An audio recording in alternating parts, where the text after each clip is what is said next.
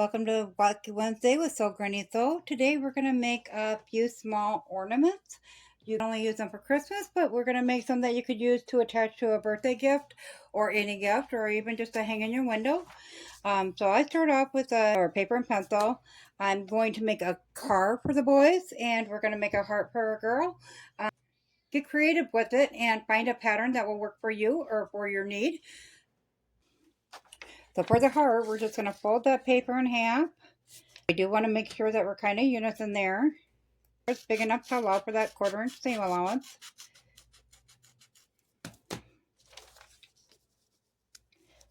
Okay, there we are. That will fit on there. So we'll set that one aside. And we're going to draw out a car. And we know that that's our smallest piece. So we're going to just roughly draw that line on there. So we know that we got to make it smaller than that. Okay. We'll go ahead and we'll make it into a truck. So remember, it doesn't have to be perfect because once you put the seams in there, it's going to hide any of the defects anyways. So okay, then we'll make the top of the truck. So we'll go ahead and we'll cut that out. So there's our truck. So we'll set that aside. And you can either pin it and cut right around it, or you can use a pencil and just trace it onto the fabric. And we'll cut that out.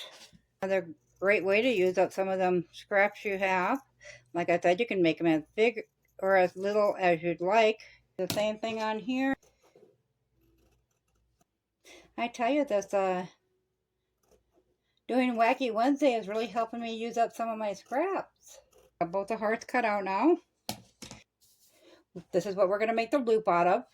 We're just going to take and do a 2-inch, let's go with 1.5 inch. And I'm just going to do the length of the piece I have for 5 inches. So it would end up being about a 2.5 inch loop on there. Same thing with this. We'll go ahead and this will be our loop here. And we'll use the yellow and the blue to make the truck out of, and then I'll loop the same size as this one for that. Go ahead and get this one sewn together, and I will meet you at the sewing table and show you how we're going to put the loop on. I went ahead and ironed my strip of fabric for the loop in half to make sure we put the right sides together. So this is big, and we'll put that together. So our loop is going to be sewn at the top of the heart like that.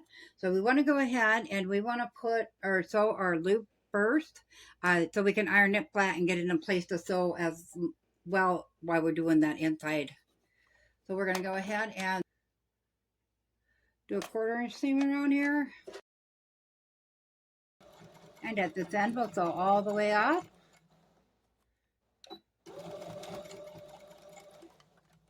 Okay, then we're going to snip this corner off here. When you have one end closed, I just kind of move it with my fingers, as you can see, and take my pencil. You could also just do a safety pin. There's several different ways to do it, but I find that if you have a chopstick, that works really good as well. Iron board and iron that up. So we're just going to open that up, see where we want our loop to lay. So you can either do one, or you can hang it from the corner, the edge if you'd like. So it kind of dangles. I think I'm going to do mine on the edge. I think that's a cute idea, such as that, and sew it on. So we're going to lay that back over it and line that up.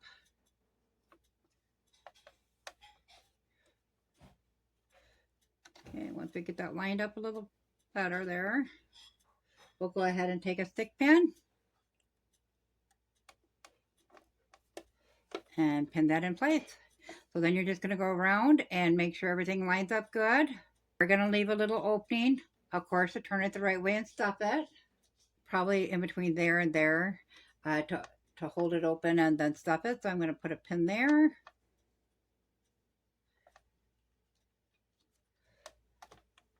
A pin there. And here yet. Then I'm just going to put one in reverse so I know to leave that gap open. So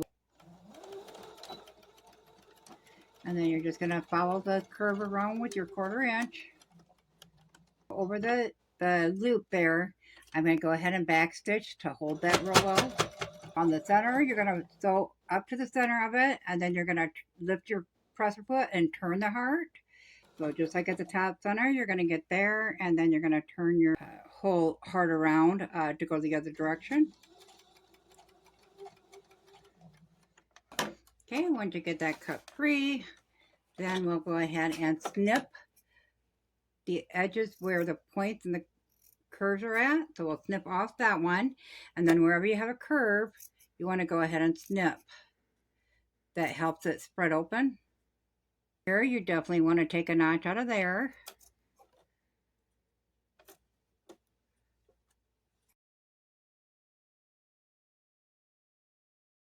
Okay, then we'll open this up and turn it the right way. And work that through. Bring that to the iron board and iron that up, and I'll meet you back here. Okay, we have that all ironed up, and as you can see, it's got a nice little loop on there. Our opening is right here. So I use my extra, when I have extra poly batting. Good way to use it up the scraps up when you make a quilt and you don't use all the little pieces like that. So I just rip it like this and use it for filling. And the more you rip that up, the more fluffier it gets. So I'll just start stuffing it in there. And you do kind of want to work it into the edges. Definitely don't want to overstuff the heart indent right there because it does like to deform on the hearts. So when we ironed it so it has the seams already folded over. So all you have to do is sew along there. So I am going to go ahead and sew along all of it around the outside. And if your stuffing has really moved out of the way, you can always take your pin and fluff it around again. I think that's adorable. I think I'm going to embellish mine with a button right there. Okay, I think that one looks cute there. So we'll go ahead and sew that on. With the truck, I did things a little bit differently. First, I put the trim, the loop on, I'm sorry. One, instead of putting it together, I put one on each side there. But instead of stuffing it, I put in a cotton poly batting, and we're just going to sew that right with it.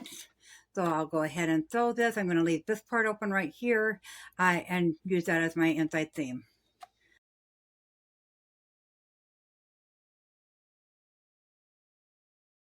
So from here, you could do a few different things. We can put some balls and bats, a couple big buttons for the tires. Actually put a bow up here if you wanted to. Or we could change it out and do some Christmas stuff with it. You can put those on a little bit of twine hanging down from behind the joy button. So there's so many different possibilities. But that is what they look like. That is with the stuffing. And that is with the batting. I hope you enjoyed the video. Be sure to give it a thumbs up. Thanks guys. Have a good day.